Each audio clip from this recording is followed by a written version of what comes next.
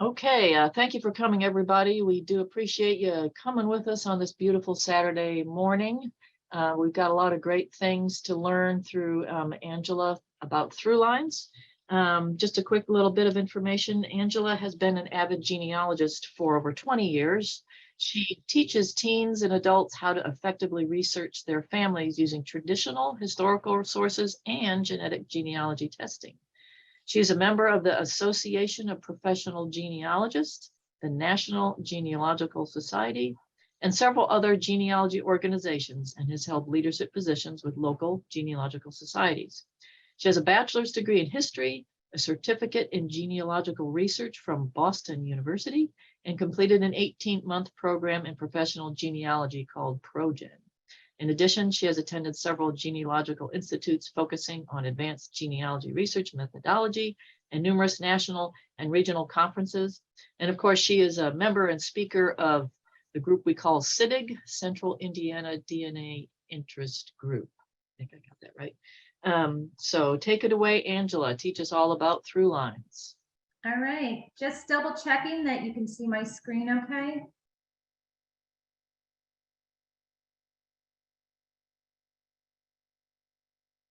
All right.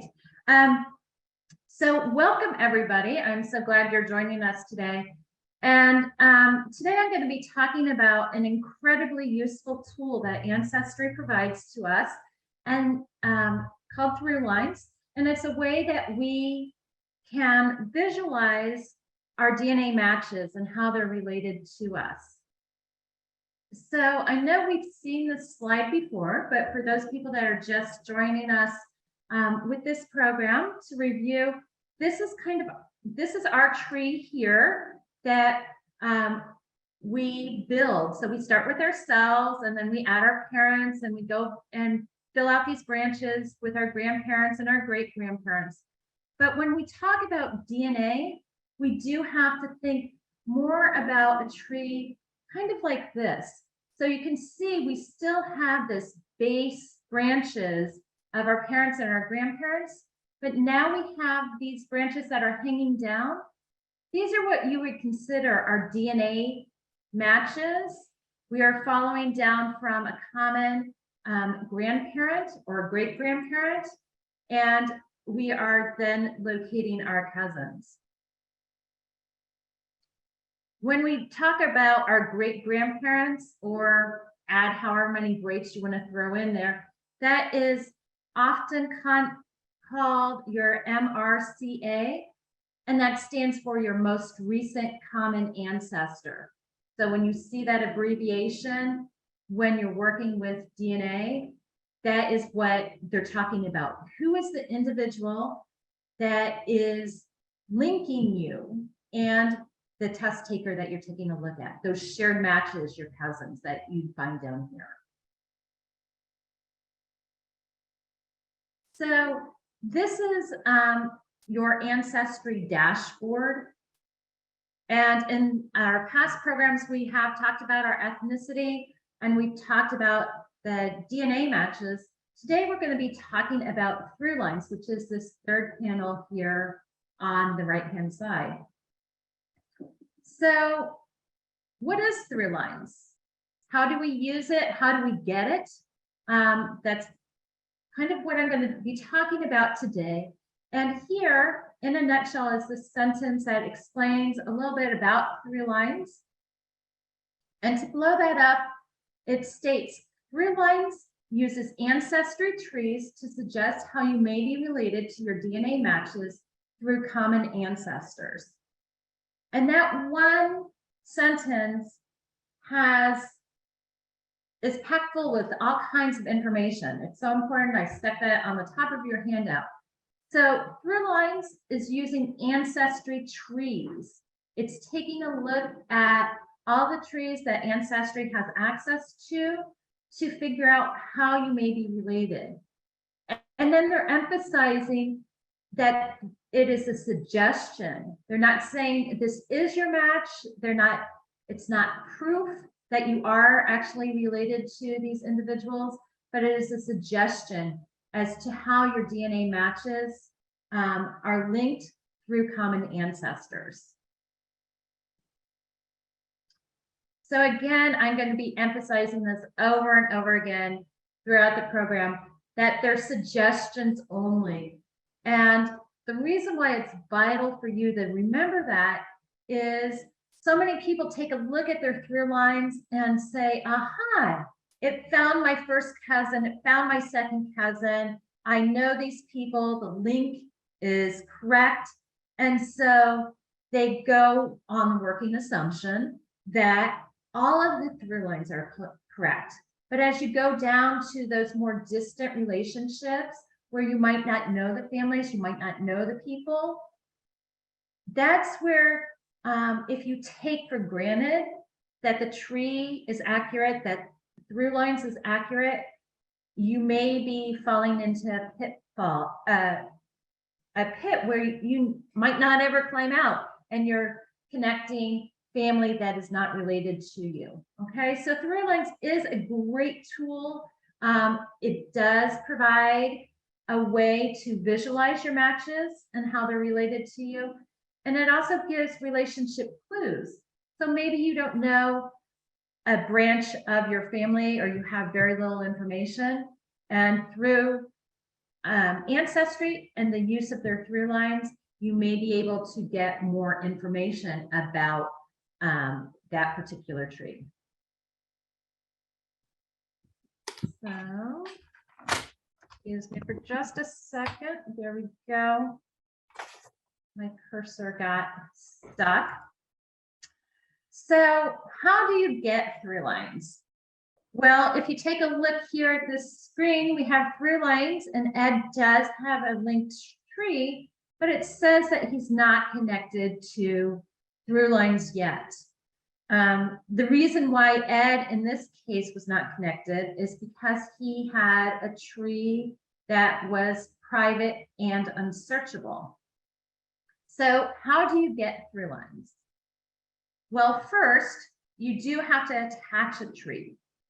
And that tree that you have created, it needs to be public or private and searchable. So this is a moment where we have to step back and think about how Ancestry defines their levels of privacy with their trees.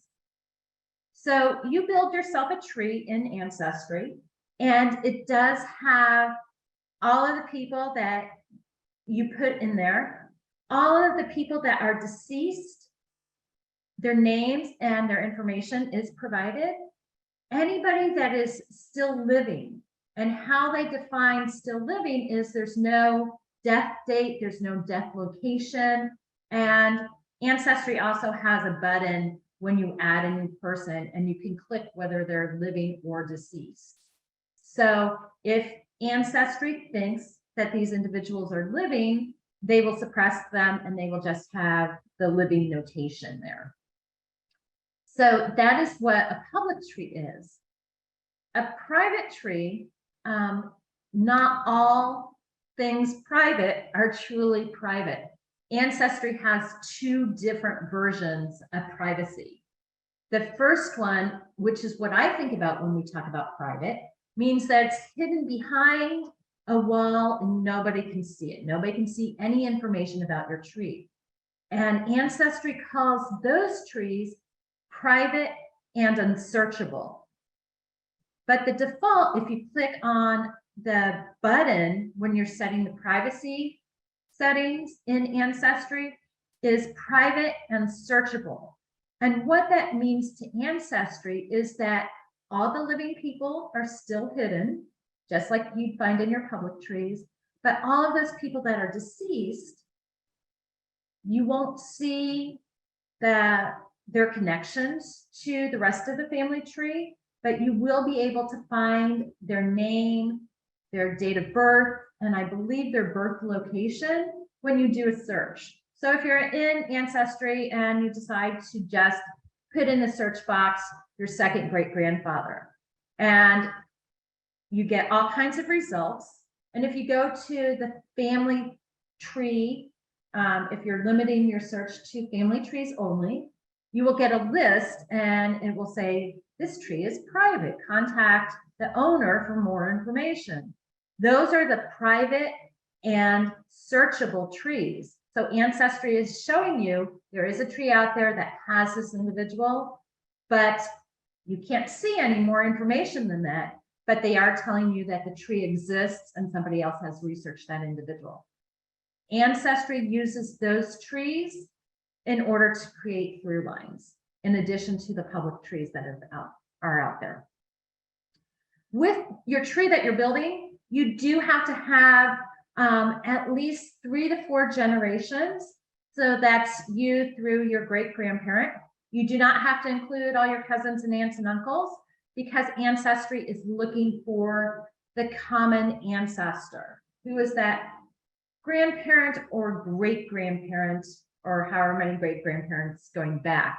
So all of those other side people you do not need to include, but you do need to have 3 or 4 generations so that they can tell that Thomas O'Brien, who's the son of John O'Brien, that iteration of family may be out there 50, 100, 500 times. Trust me, I have O'Briens and I know that a lot of the same names. So you want to have enough information to make your people distinct. Along with that, you want to make sure that you've standardized the names and locations. So you want to make sure that you're spelling out Indianapolis instead of saying Indy. You may have called your grandfather Pops his entire life, and everybody who knew him called him Pops. But you want to make sure that you're writing out his name, because your second or third cousin may not have called him Pops and have no idea of that family name, and they're just going by whatever record they find on a birth certificate or a death certificate. So make sure you standardize your names as well. And in your handout, I kind of listed out what the standard genealogy practices are for names, dates, and locations. And then finally, you want to make sure that you have attached your tree correctly to the test taker. And if you're like me, you get excited about DNA and you start trying to recruit all kinds of people to take tests, whether it's one of your brothers or sisters, a cousin, an aunt or uncle, and you've created the tree. So you're linking your tree to the test results, right?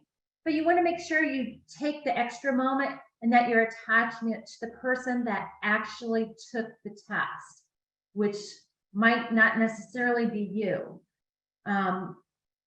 If you think about it, if you've tested your aunt, she's in another generation and she's only your paternal aunt or your maternal aunt. And so you don't want to have her linked to a tree that has, 50% of it is wrong because she's not related to you on your maternal side. Okay, so make sure you get that updated correctly as well. So ThruLines, this is what you would get when you click on that ThruLines section on the far right hand side of your Ancestry dashboard. ThruLines is taking your tree and it's listing out all of your ancestors. It starts with your parents and works its way all the way back to your 5th great-grandparents.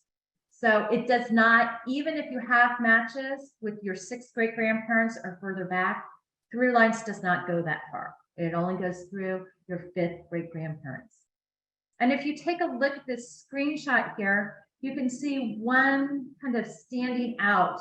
We have, all of the males have a blue icon, all of the females have a red icon. If you do have photos of your ancestors, it may show their photo that you've linked to that individual. But over here, we do have a green icon. And I'm going to blow that up real quickly here. And this is what it looks like. So Julia Foley is a 3rd great-grandmother. She is in the test taker's tree, and so she is listed as an ancestor.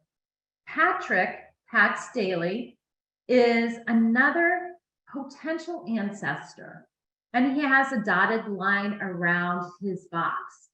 And this is Ancestry's way of showing us that they have found an individual that they think are related to us, but they're not positive. So they want to give us the opportunity to take a look at this individual and decide whether we want to add him to our tree or not. Okay, so over the course of everything that you see in ThruLines, anything that is green, anything that has a dotted line is an individual that is not found in your family tree, but Ancestry does believe that they are linked to you in some manner.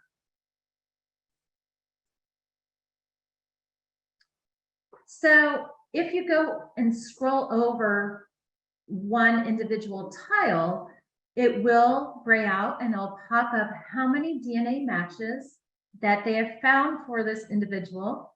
So in this case, there's 9 DNA matches, and then it gives me the range of centimorgans between 35 and 1,756.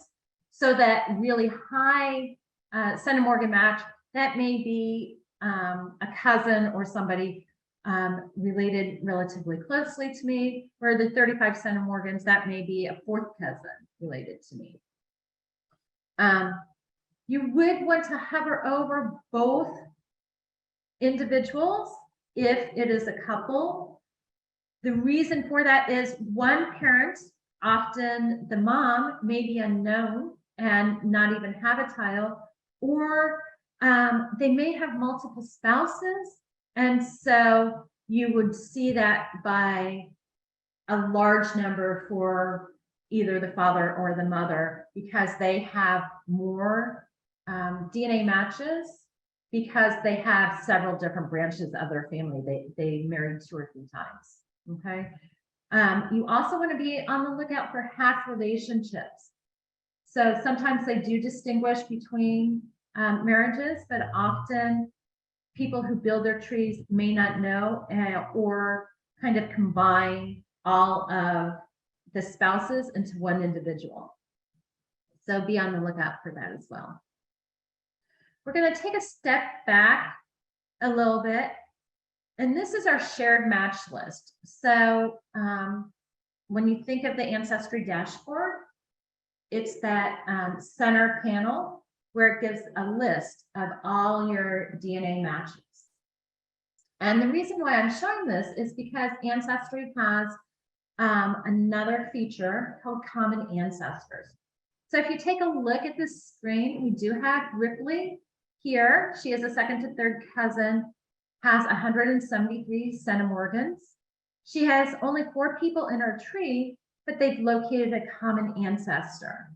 And again, the same thing for Sam. He's a 4th to 6th cousin, and he shares 35 centimorgans, and he also has a common ancestor. So what does that common ancestor mean? What is that? If you click on one of these individuals, so I'm going to click on Ripley and bring up her individual screen, we do see that Ed and Ripley are related. They think it's between the 2nd and 3rd cousin level. Down here, we have Ripley's tree. It only has 4 people in here. But over here on your left-hand side, you'll find the common ancestor panel. And so this is what Ancestry believes how they are related to each other.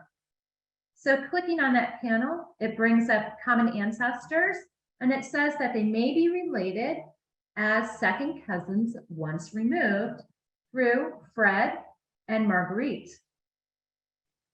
And so common ancestors is whatever grandparent, great-grandparent, whatever ancestor that Ancestry has found in order to find a match between Ed and Ripley, in this case, the test takers, and a shared DNA match.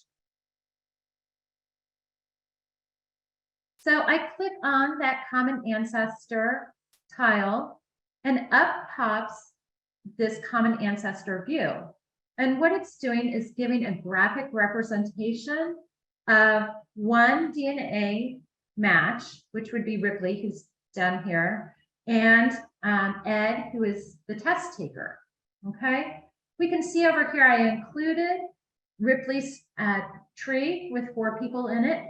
And so they did create, here's Ripley, her father, her grandmother, her great-grandmother, and George. George is the common ancestor, and we can see Simon and Ed's father here, and then Ed. So this line is in Ed's tree. It has solid borders, whereas over here, you can see it has a green evaluate button, and it has dotted lines all the way up the tree. And if you take a look at this tree with 4 people, there are individuals here in this tree. Marguerite, for example, is not anywhere in Ripley's tree, nor is it in Ed's tree. But Ancestry was able to find a link. And again, here, this is Sam's tree, and it has the exact same representation. He had 12 people in his tree, and it was just his maternal side and his paternal side, but this tree doesn't go back any further. And again, we have Emil here, and Marguerite is not in Sam's tree as well. So Ancestry did the exact same thing. Note here that there is a link to ThruLines right there. And if you click on ThruLines, it will jump you over into ThruLines. You can also get it through, again, that section on the right-hand side of your dashboard. So there's 2 different ways to access ThruLines. Yeah. I can't see your pointer. I don't know if you're using it and it's just not showing up, but I'm not seeing it. Okay, let me see. There it is. All right. So if you click right here in ThruLines, wherever there is this little triangle, that is where something opens up. You will get more information. So if you click on ThruLines, that will open up to all of this. So this is ThruLines here. And you can see this is George. He is the common ancestor. I clicked on this triangle here under Marguerite, and it came up with Ripley and Sam. But if you see on Simon over here, we do have 7 DNA matches with a little triangle on this side as well. So if I clicked on that, I would get an additional 7 matches that are related to Ed through George. And as a result, if they're related to Ed and George, they were also related to Ripley and Sam as well. Okay. Taking a look at this though, notice everybody that's in this gray box that I just included, all of those individuals have that evaluate button on them. They all have dotted lines. None of those people were in my tree. And this right here, in a nutshell, is the power of ThruLines. All of a sudden, I have new branches to explore. I have new people that DNA is showing are related to me in some manner, and then Ancestry is taking the family trees in order to create this link. Up here, note Marguerite, she wasn't in any of our trees. She's not in Ed's tree. She's not in Sam's tree. She's not in Ripley's tree. She is somebody brand new that Ancestry found. And how did they find that? Well, they took not only Ripley's tree and Sam's tree and Ed's tree, but every other tree that's out there that may have had George in them. And they anticipate that there is this link here, that there is a connection. So evaluate. This is what our next steps are. We need to take a look at what Ancestry is telling us and evaluate the information. to see if it's accurate. So how do we do this? Well, first, I check the relationships to see if this is possible. And when I take a look at Ripley and Sam, right here, you can see Ripley is a second cousin once removed and has 173 centimorgans. Sam over here has 35 centimorgans, even though he is a second cousin once removed. And that, to me, is a warning sign that there's such a big discrepancy between those two numbers. And if you remember back several slides when I was showing you them, it said that Ripley Ancestry anticipated that they were a second or third cousin. And so the second cousin once removed fits right in there. But they suggested that Sam was a fourth to sixth cousin. And now with ThruLines, it's showing that they're a second cousin once removed. So what's right, and how, which number, what relationship estimate should I take as the most accurate one? Well, what I do is I actually go to an outside third-party tool, and that's called DNA Painter. DNA Painter was created by genealogists who work with DNA all the time. He is constantly expanding it and adding new tools to it. With this website, he does have some great webinars that talk about the various tools and what you can find here. One of the one that I'm going to be taking a look at is right here, and that is called the Shared Centimorgan product. So I'm going to click on that tile, and up comes the Shared Centimorgan project.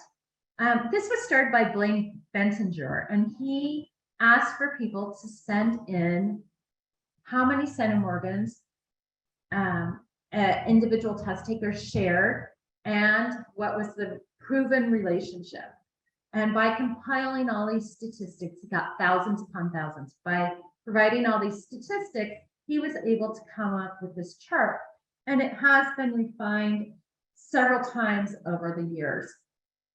So we can go and we can take a look. And so this is us, and we want to find our second cousin once removed, which would be right here.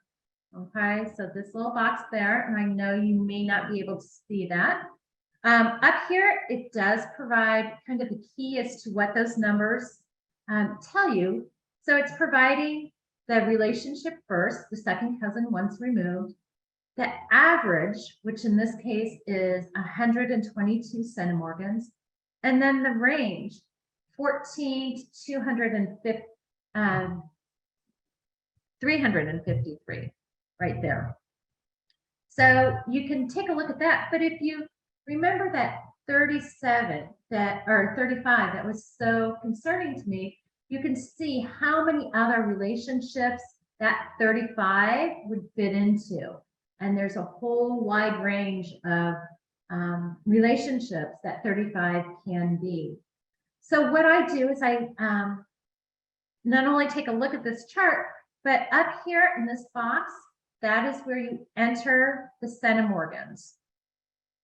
So I entered 173 up here in the box, hit enter, and it pops up with the percentage of possible relationships. And so this is the results. There is a 51% that if you have 173 centimorgans shared, they will be a second cousin once removed, or a half second cousin, all of these relationships that are in this bar. When we put in 35%, we do see second cousin once removed does have a 3% chance of being the most accurate relationship. So yes, there are higher relationships that the 35 may fit into, but that doesn't discount. What we're looking for is it possible? And in this case, yes, it is possible for this relationship to be a second cousin once removed. Okay. So now I'm going back. I have verified the centimorgans. So what's my next step? I want to start evaluating, just like all of these little green tabs recommend to me. So I take a look at Margarita first. So when we do DNA, or I'm sorry, when we do genealogy, what everybody recommends is to start with yourself and work your way backwards. So in essence, starting with Ripley and working our way up. But in this case, we're starting with ourselves, Ed, and we're working our way back up. I have proven these lines. I have researched them. I know that this is the father, Simon's the grandfather, George is the great-grandfather. I've proven that. So now I want to take a look and see if I can't find out if Marguerite is the child of George and the sibling of Simon. And once I figure out and verify that I feel confident that Marguerite is George's daughter, then I would go down to the next level and evaluate Amelia and see if this link is accurate as well. So you keep going all the way down until you get to your test takers. On the far right-hand side of ThruLines, you will come up with this sidebar, and it tells how an individual may be related. So just going back real quickly, when I click on Amelia to evaluate, up over here pops up this sidebar, and it shows that she may be the daughter of Margarita, and this is some of the information used to suggest this relationship. So I know before we even got started, somebody said, how does Ancestry know what they know? How do they create ThruLines? How do they come up with these people? Excuse me. Well, Ancestry is telling you exactly how they come up with these connections. They look at relationship records. And for Amelia here, you can see not only does she have multiple census records, but we have a death certificate and we have marriage indexes. So that covers a wide range of her life. And I would click into each one of these and take a look at each census record, at the death certificate, at the marriage records to see, does it make sense? Can I correlate it with the other information I already know about the family? Scrolling down a little bit further past the relationship records, we do have all of the trees linked to DNA matches. So Ancestry is using those trees that they have found for both Sam and Ripley. And if you want to see those trees, you can click, these are hot links, and it takes you directly to those trees. So you a fast way to go back and forth. Scrolling down a little bit further, because we already know we've taken a look at these trees, and one only has 12 records, one only has 12 people, one only has 4 people. And taking a look, it only has 1 record for Sam and 0 records for Ripley. To me, that's a red flag. We want to make sure that we're looking at trees that have records, that have sources. And oftentimes, as with Sam, when it has only 1 record, what that record is other ancestry trees. So he's just basically cut and pasted an ancestor because he found them in another tree. We would like to see that record group, the census records, the death certificates, the birth certificates. And then finally, scrolling down a little bit further, we see Ancestrymember Trees. And so these are other trees that Ancestry has found that have Amelia in them. And taking a look at these trees, we do have a private tree that we can't see any information about. But we do have a tree that has 14 records and another tree that has 15 records. So I would give more weight to these trees that have records that support them, records that I can take a look at and verify myself. That's one of the steps of creating an accurate family tree. In order to prove your tree, you need to find sources, you need to analyze those sources. Do they fit into your tree? Are they the correct sources for your person? And then you need to correlate those records to make sure that if there's any discrepancy between the two, you need to make sure that you can resolve that. So when I have an individual, my grandfather, for example, has a very unique name, and he lived in Indianapolis all of his life. And I find census records for him living in Indianapolis. I also find a census record for somebody with the same name who's living in North Dakota. It doesn't make sense. I need to spend some time analyzing those records and saying, where was he, and does this person fit into my tree? And when I take a look at the census, I find out, no, he has different people in his family unit. He was born in a different state. There is no connection to my grandfather, even though they were born within 2 years and they have the same name. So you have to take those steps. So once you've evaluated all of that information, you then can add this person to your tree. And this is the step that you're taking to add Margaretha to your tree. And you just click on one of these dots here, providing a source and linking them to your tree.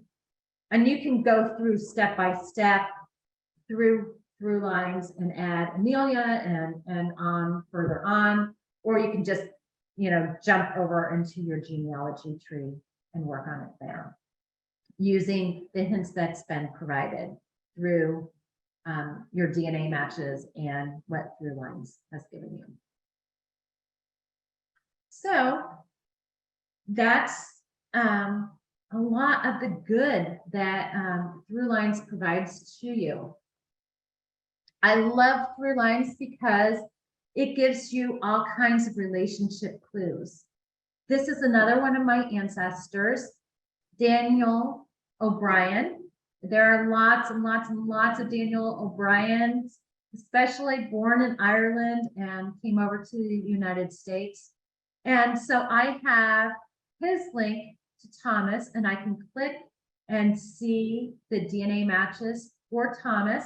And this is Ed, my test taker. But it's also providing more information that I can research and evaluate.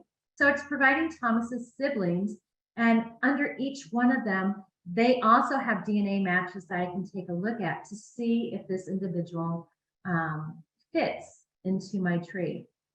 And so this ThruLines was incredibly helpful because O'Brien obviously is a very common Irish name. And if you don't know where in Ireland your individual came from, this helps narrow it down. And it helps me develop my tree and make it more robust. The other thing ThruLines does is it gives matches to individuals that have centimorgans that are below 20 centimorgans. And why is that important? Well, if you take a look, going back to your shared match that you have. So this is Ed and Ripley. When you look at your shared matches, those are all the people that are related to Ed and Ripley that share DNA. And those shared matches that Ancestry creates, that list that Ancestry creates for you, only goes through 20 centimorgans. And there's a great reason why Ancestry does that. That's because as you get lower and lower in the centimorgans, the possibility of a relationship might not be as accurate. So taking a look at my shared, this is up on the dashboard. When I look at shared DNA, I have all of my matches. I have over 16,000 matches. But at a fourth cousin level, which is 20 centimorgans or higher, I only have 556. That's leaving out 15,000 matches, DNA matches that may be related to me. And I stress maybe. I feel I have a comfort level of about 15 centimorgans or more. And anything below that, I want to make sure that I'm verifying that they're not related to me in more than one way, or if it's just kind of a community DNA match. And what that means is when you have small communities that married in that same community over and over again, that DNA, pieces of your DNA come from the community as a whole, and you can't break out which piece of it came from a direct ancestor. So some of the bad things about ThruLines. Well, first, ThruLines can't prove something if people have not tested or if nobody knows the family connection. So this is a family, and if you take a look, we have grandparents and great-grandparents, and this is the sum total, in addition to their parents, of their ThruLines. They are recent immigrant ancestors on both sides of the family from Eastern Europe. So in America, there are no test takers other than, you know, a first cousin, and people in Eastern Europe have not run out and bought Ancestry DNA kits. So she doesn't have DNA matches from over in Europe. Additionally, she doesn't know back further, and there's not a lot of records. Either the records are not accessible or the records have been destroyed. So there's not a lot of information that she can find. Again, people haven't built ancestry trees, so she's kind of stuck here and waiting for more people to test. So again, ThruLines can't tell you information that they don't have access to.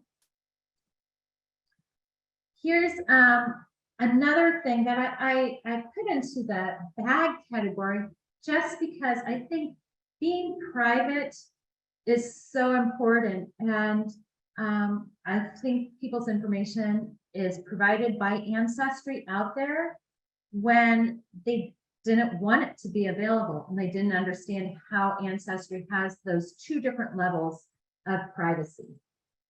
So taking a look at Julie's tree, she does have a common ancestor, and when I click into that, it shows not only my tree, but is giving what, 6-7 generations of her tree as well.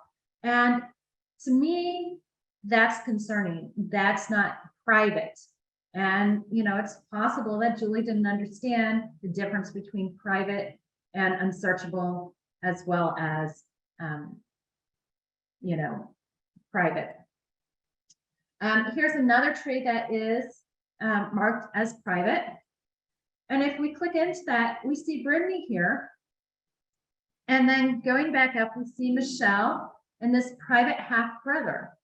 This tree is concerning to me in a whole bunch of ways.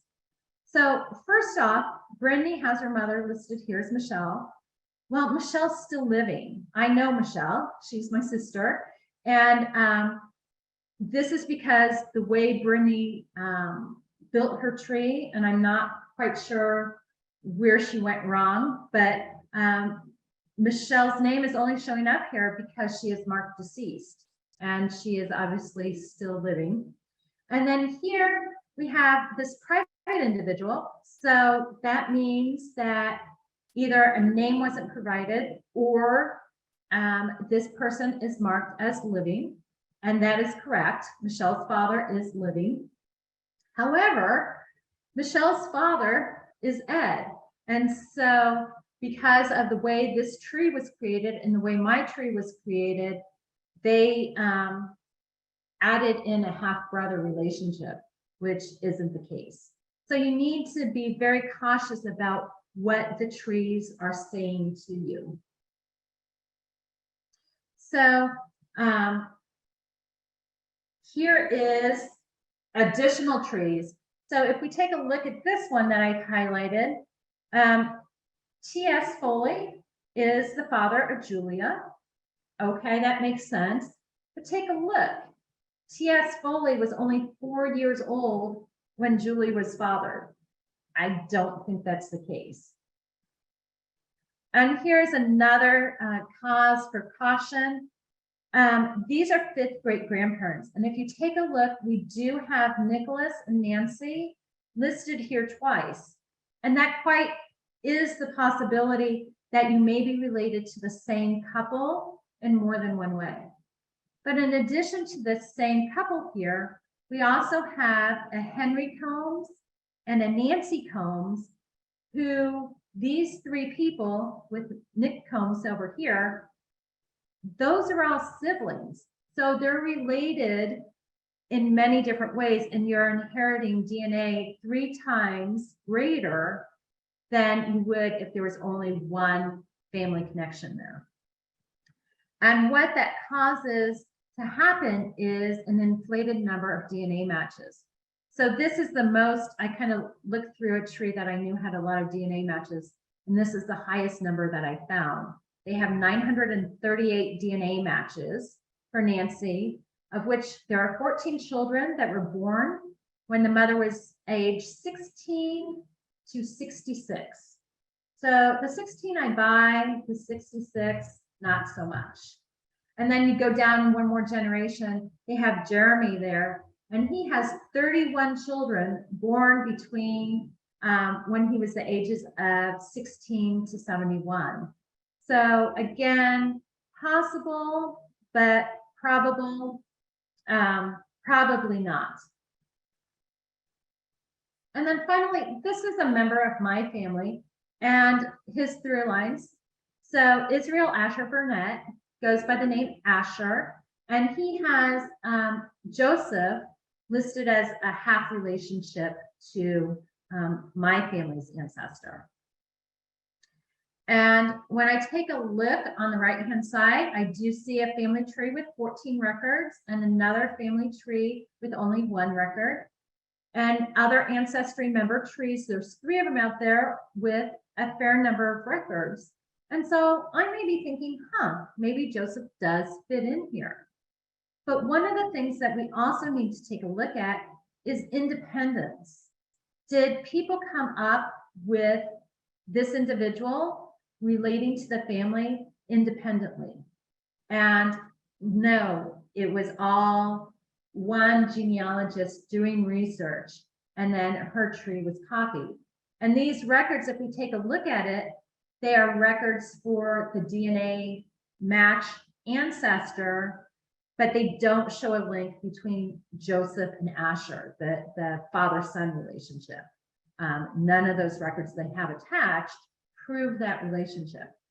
And so I reached out to this individual, and she responded back to me in a nutshell, saying that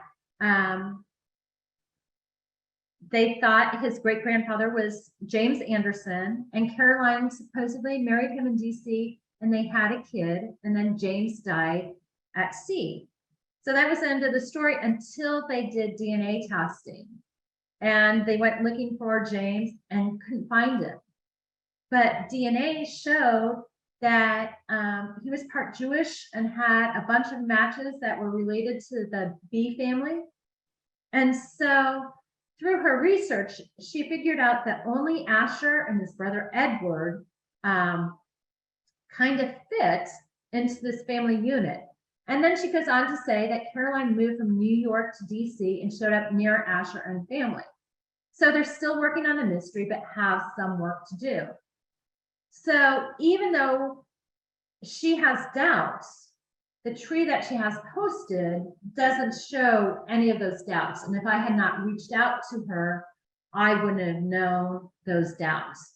And because I know Asher's family, Asher and Edward, and several other brothers and sisters, their family was born in New York City. They lived in New York City and traveled up and down the eastern seaboard. And they settled in DC, Boston, Philadelphia, and they moved back and forth frequently. So there are other brothers that could be related. And also at this time period, Asher is almost 50 and Caroline is in her early 20s. And there are sons of Asher and Edward and their brothers that would be in their 20s that may be a better candidate for this child and who his father might be. So you always have to stop and ask yourself, you know, what do the records support? And reach out to those people and see if they do have information that they don't have in their tree. So once again, I just want to emphasize that ThruLines is only as good as the trees that Ancestry is using to form connections.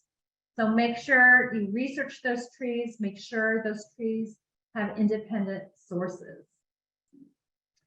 A couple of other things I just wanted to show you real quickly. ThruLines is a tool at Ancestry. All of the other DNA testing companies do not have this tool that I find so incredibly helpful.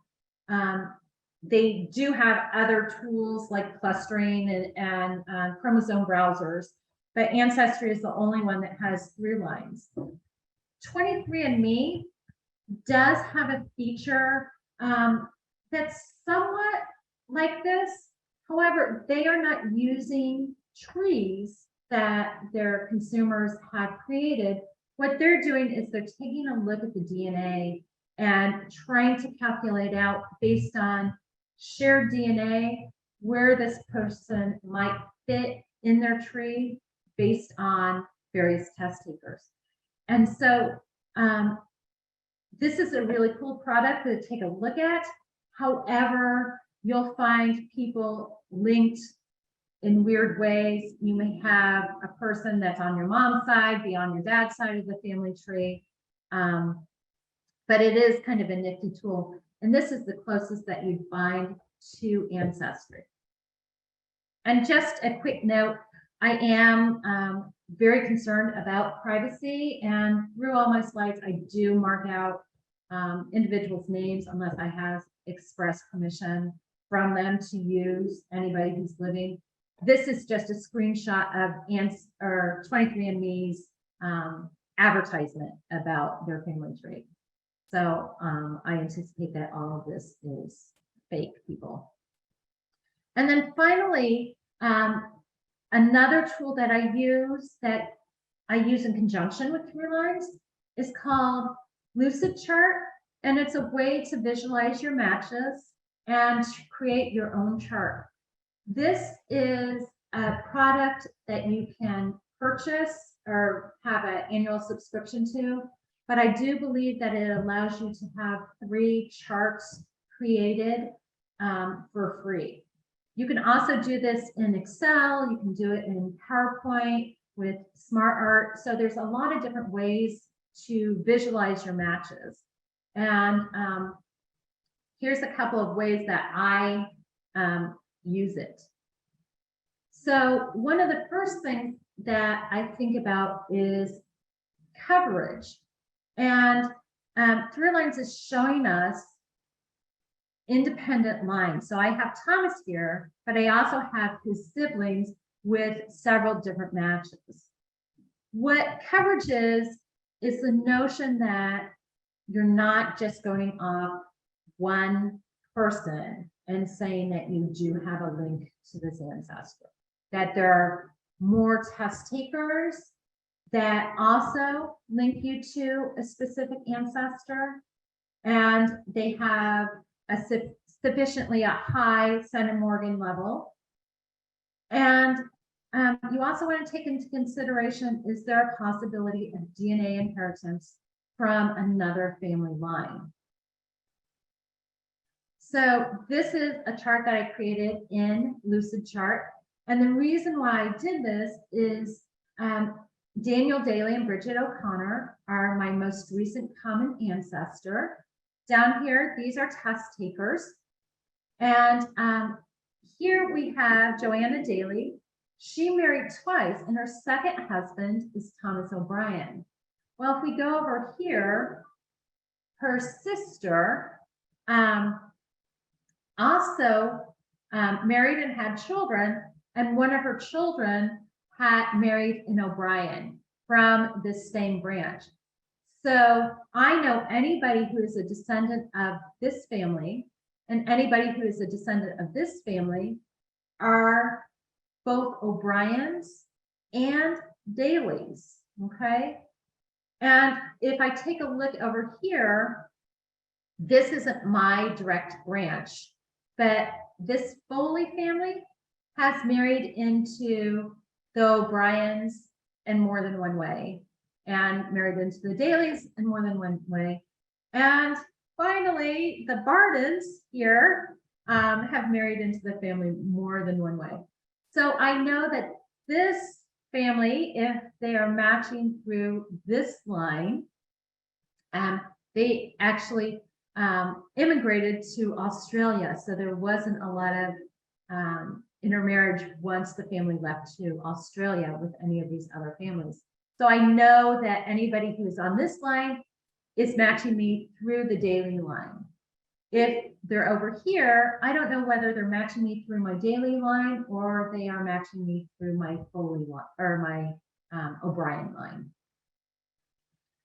So one of the things that I do to take a look at independent matches is I created this chart and I say, okay, for Sophia Holly, do I have DNA matches from more than one children and going down?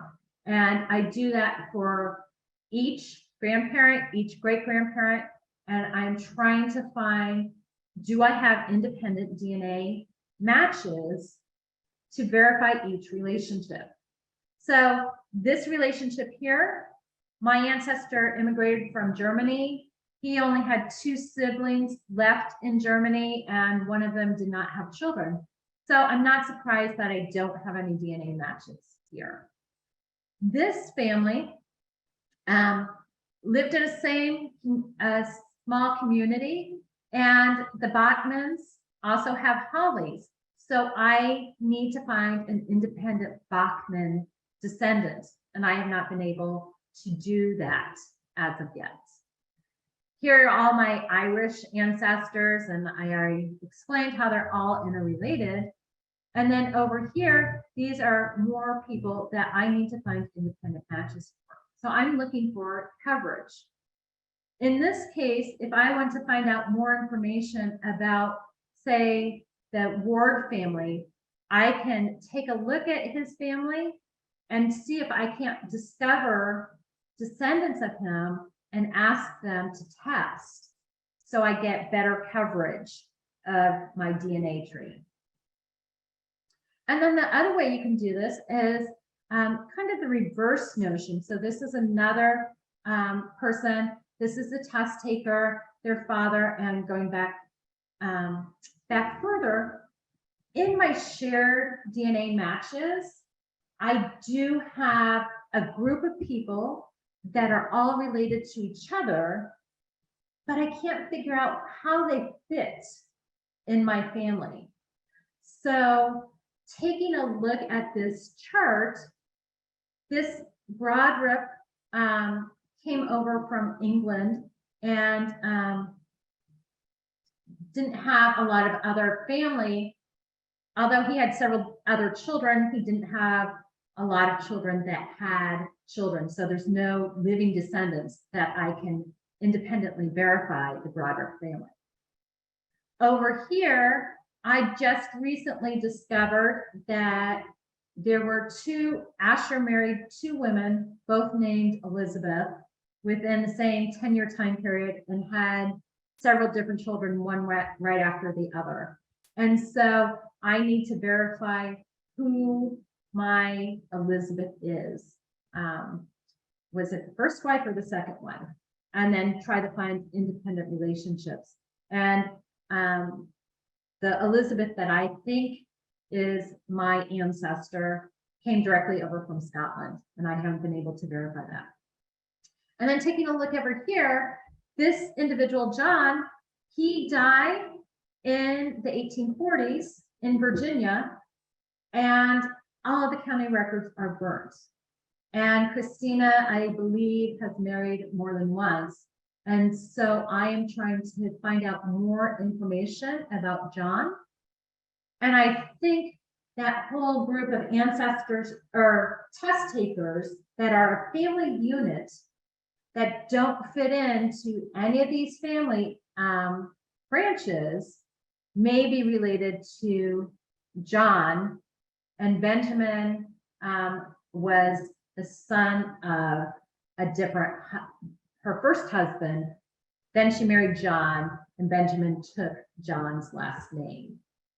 So that is more research that I would need to do. And this is another way that you can graphically kind of explore your family and what you're doing.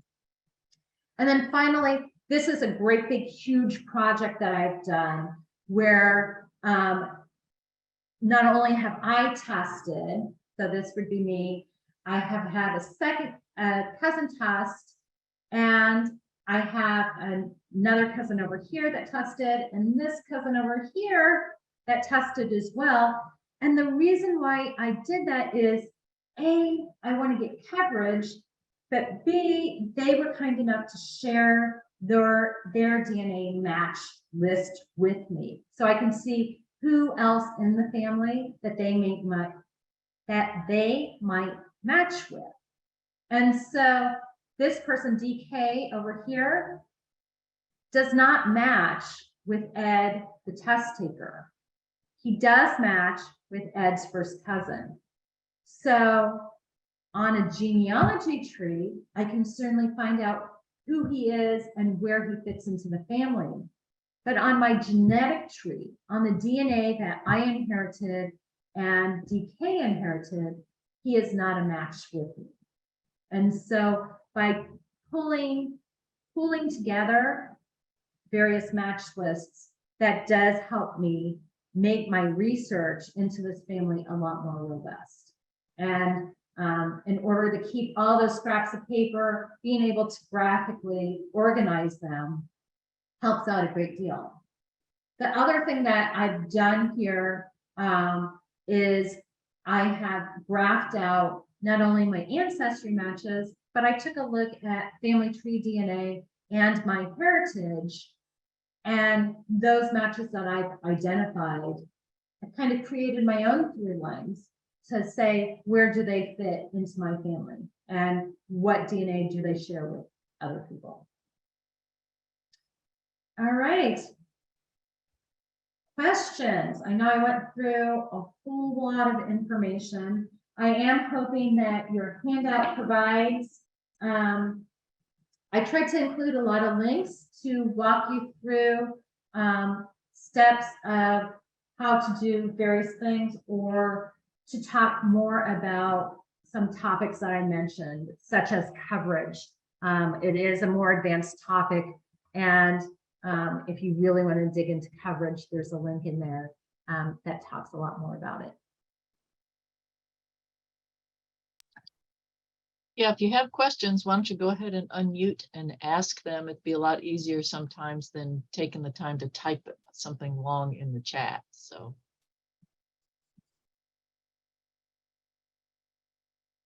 Hi, this is Luann. I have a question. Yeah, I have at Ancestry, I have tested both myself and my sister, and I have a tree and a full-blown Ancestry account myself, but I don't have a tree for my sister. So Is there a way to link her tree to mine since we would have the same heritage? And is that possible? And would that even be something I would want to do? So do you have access to her DNA match list? Yes.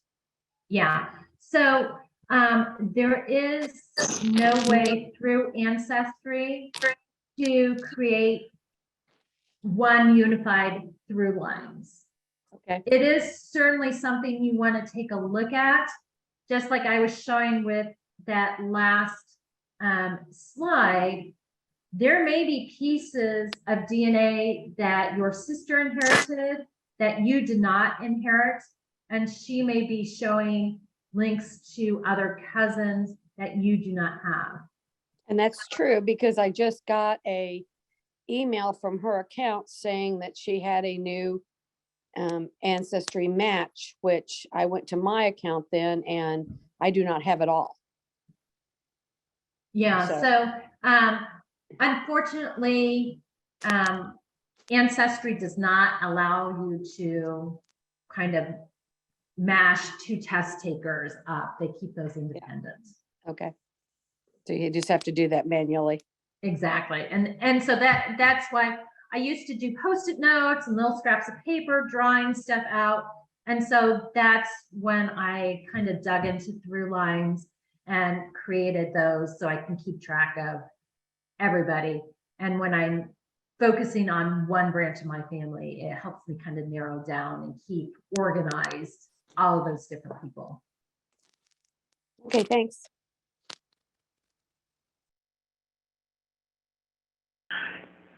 This is Chris. Just sort of in addition to that, both myself and my mother have tested for Ancestry, and then I have it set where I manage my mother's account. And so one thing I can do is, like, when I'm logged on to Ancestry, is I can view her account at the same time and switch between them, and we have them, both of the accounts connected to my one tree, and it helps. So you can do a little bit of that. So it is separate, but it makes it easier than if I'm trying to, like, log into her account or log into my mine, because I can view from my account. Right, and that's a great point that I didn't explain clearly, Luann.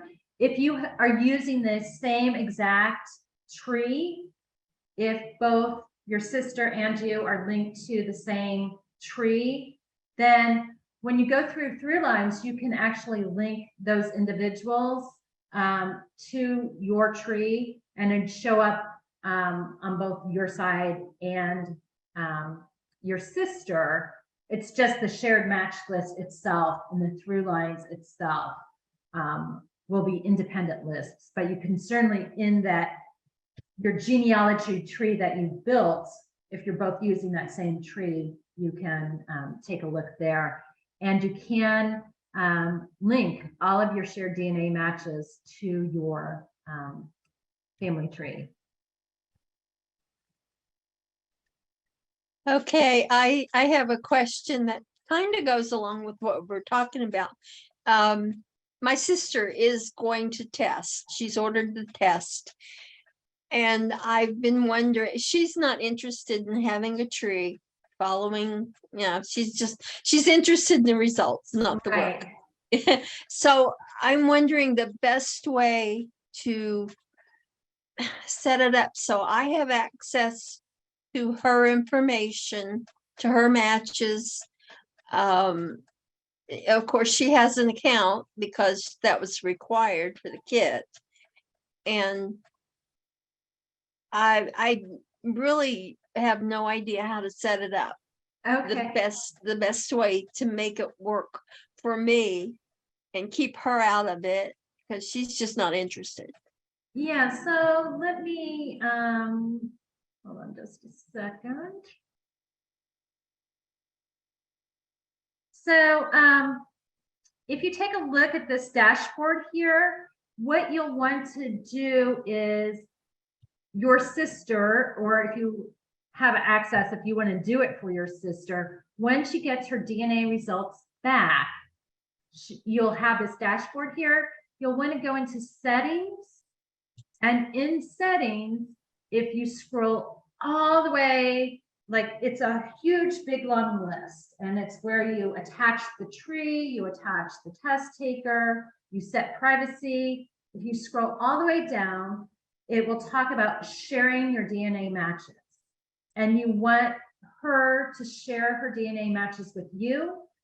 And you would want to give her, she would want to give you editor access. So there's different levels that she can share. So the first level is viewing, and that's what my cousins did. They allow me to view their DNA matches, but I'm not allowed to add any notes or change things.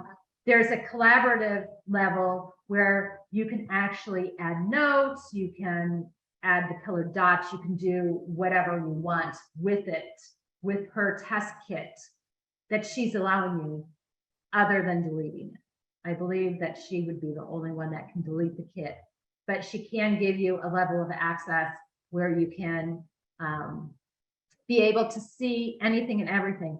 And how you do that is right here, it says view another test. And so I actually have, 10, 15 test kits, and only a couple of those are tests that I had run for myself or some of my ancestors. All the other tests are people who shared their results with me.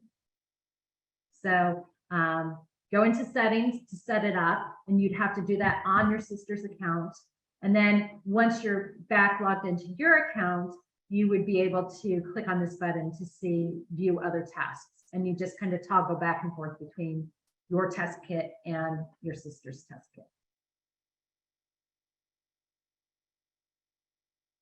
And then if you do get stuck, Ancestry, they've really beefed up their help. And Google what you're trying to do, and Ancestry's help can probably walk you through that, or just take a look at the handout or this slide here. I love doing genealogy. I love helping and teaching other people. Feel free to reach out to me directly. There's my email address. You can make comments on our Facebook page. If you want to collaborate with other people or put messages there. But feel free to reach out to me if you have specific questions and want some one-on-one help. Okay, I appreciate that. She hasn't even taken the test yet. It's on the way to her. So, and when she first said she was going to test, I gave her some ideas of how I could use the information. And I think it just kind of like, no, I don't want to know those things. And I said, don't worry about any of it. Just order the test, do the test. We'll work all the rest of it out later. Because at that point, she was getting kind of like, I don't even want tests. You're confusing me. Yeah, well, and it is so overwhelming for a lot of people. And so, when I talked to my dad into testing, he's not really interested in any of it. And his one caveat was, share my DNA test results with any of your brothers and sisters that are interested. If they're interested in family, make sure that you're sharing it with them, which of course I do anyway. But he wasn't really interested in anything behind the scenes unless I had an aha moment where I found a missing ancestor or something. Yeah, my sister helps me quite a bit because she's 6 years older, so she has a little more memory base than I do. So so we talk about it, but the tree, the records, nah, not interested. Yeah. Okay, very helpful. Thank you. Oh, you're welcome. Any other questions? If you do, again, if you get stuck, if you want some guidance, feel free to reach out to me directly. And I'm more than happy to set up like a one-on-one Zoom or just chat with you through Gmail. Okay, I appreciate it. Thank you. All right. Well, thank you everyone for spending part of your Saturday. It's beautiful out there, and I appreciate you all stopping by and spending your time with us. Have a good afternoon.